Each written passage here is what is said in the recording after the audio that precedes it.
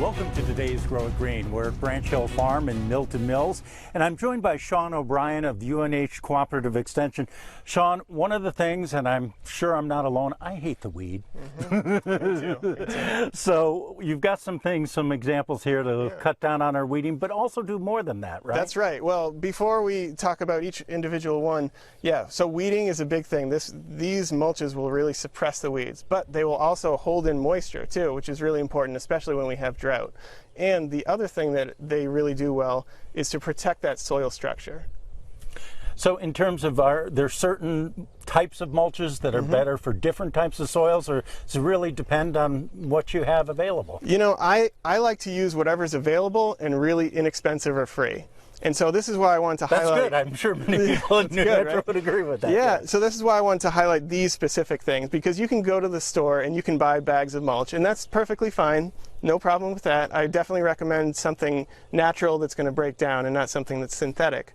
But these ones in particular are kind of representations of things that a lot of people just have in their yard or in maybe the woods that they have as well. Okay, so let's start with this one in front of me. What do we have here? This is just wood chips, wood chips right here. If you have a chipper in your yard, you do some pruning, you can definitely chip up some wood and spread that in your garden. Okay, and following next to that. Yeah, so this is one that I definitely want to talk about. These are pine needles, and a lot of people think that if you use pine needles, it's going to mess with your pH.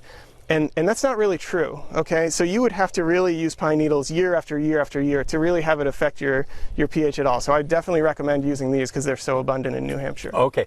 Also, you have what I wouldn't think of as a mulch is some grass clippings? Absolutely. So grass clippings is a great mulch. It breaks down pretty quickly, so you might have to do multiple applications.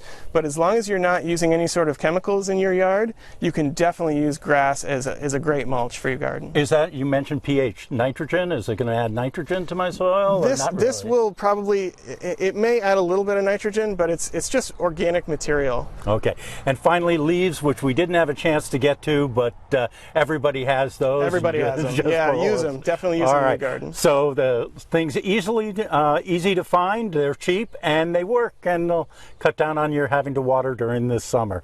And that's it for today's Grow It Green.